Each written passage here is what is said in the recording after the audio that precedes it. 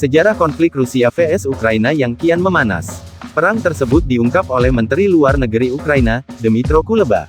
Suara-suara ledakan terdengar di kota-kota Ukraina, tak lama setelah Putin mengumumkan operasi militer di Ukraina. Pernyataan tersebut dikeluarkan Putin sebagai tanggapan atas ancaman yang datang dari Ukraina. Menurutnya, Rusia tidak bertujuan untuk menduduki Ukraina. Pertumpahan darah terletak pada rezim Ukraina, kata Putin. Sehari sebelumnya, pemerintah Ukraina telah mengumumkan keadaan darurat nasional, Rabu tanggal 23 Februari tahun 2022, waktu setempat, di tengah meningkatnya ancaman invasi Rusia. Sebenarnya apa penyebab konflik Rusia versus Ukraina yang berujung perang ini? Sejarah konflik Rusia versus Ukraina. Akar konflik Rusia vs Ukraina dapat ditelusur dari sejarah yang keberadaan wilayah tersebut.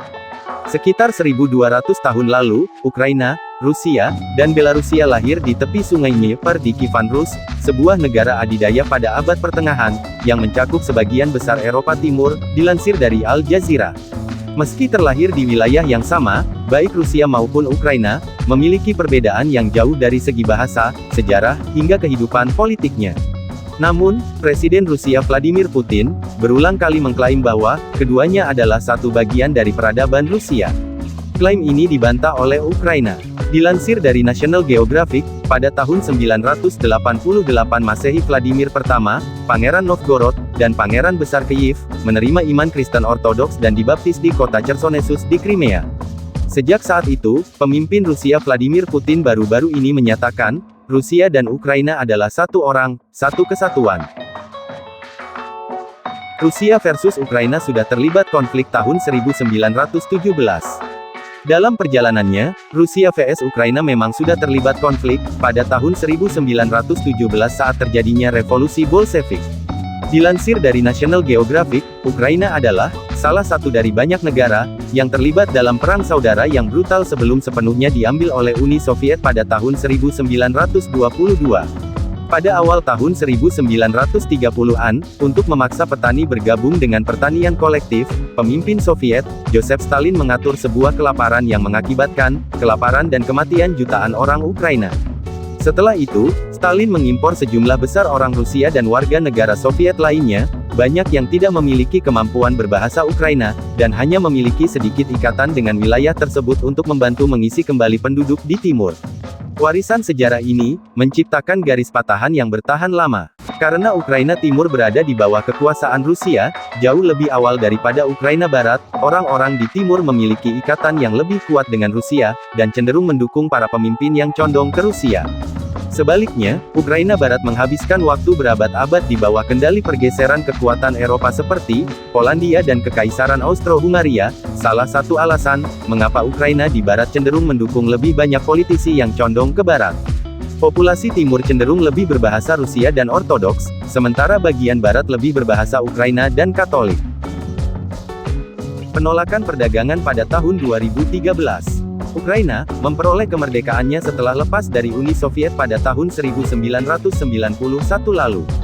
Hubungan Rusia dan Ukraina mulai memanas pada tahun 2013, yang disebabkan oleh kesepakatan politik dan perdagangan penting dengan Uni Eropa.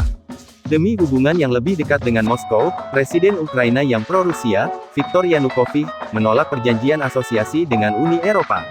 Penolakan tersebut memicu protes massa hingga Viktor Yanukovych digulingkan dari jabatannya pada tahun 2014.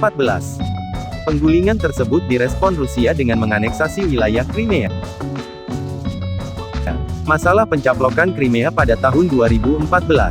Pada Maret tahun 2014, Rusia melakukan pencaplokan terhadap Crimea, sebuah semenanjung otonom di Ukraina Selatan dengan loyalitas Rusia yang kuat. Pencaplokan ini dilakukan dengan dalih membela kepentingan warga negara yang berbahasa Rusia. Dalam waktu beberapa hari, Rusia selesai mencaplok Crimea. Pencaplokan di semenanjung Crimea ini mendorong pecahnya pemberontakan separatis pro-Rusia di wilayah Donetsk dan Luhansk, tempat pendeklarasian kemerdekaan dari Ukraina. Pemberontakan ini memicu pertempuran sengit berbulan-bulan. Tercatat, lebih dari 14.000 orang tewas akibat konflik tersebut. Perjanjian damai yang gagal pada tahun 2015. Pada tahun 2015, Rusia dan Ukraina melakukan perjanjian damai untuk mengakhiri pertempuran skala besar, dengan ditengahi oleh Prancis dan Jerman. Namun, upaya tersebut gagal mencapai penyelesaian politik. Gencatan senjata berulang kali dilanggar. Masalah keinginan Ukraina gabung NATO. Konflik Rusia versus Ukraina juga disebabkan oleh keinginan Ukraina untuk bergabung dengan North Atlantic Treaty Organization (NATO). Hal tersebut memicu ketegangan Rusia yang seakan melarang Ukraina untuk bergabung dengan NATO. NATO sendiri didirikan pada tahun 1949, dan telah berkembang ke 30 negara, termasuk bekas-bekas Republik Soviet, yakni Lituania, Estonia dan Latvia. Sebenarnya apa yang diinginkan Putin? Rusia telah berbicara tentang momen kebenaran dalam menyusun kembali hubungannya dengan NATO, dan telah menyoroti 3 tuntutan. Ia menginginkan janji yang mengikat secara hukum bahwa NATO tidak akan berkembang lebih jauh.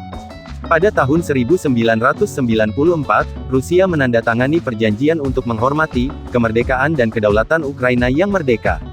Tapi, tahun lalu Presiden Putin menulis sebuah artikel panjang yang menggambarkan Rusia dan Ukraina sebagai satu negara, dan sekarang dia mengklaim Ukraina modern sepenuhnya diciptakan oleh komunis Rusia. Dia melihat runtuhnya Uni Soviet pada bulan Desember tahun 1991 sebagai disintegrasi sejarah Rusia. Presiden Putin juga berpendapat bahwa jika Ukraina bergabung dengan NATO, aliansi itu mungkin mencoba untuk merebut kembali Crimea.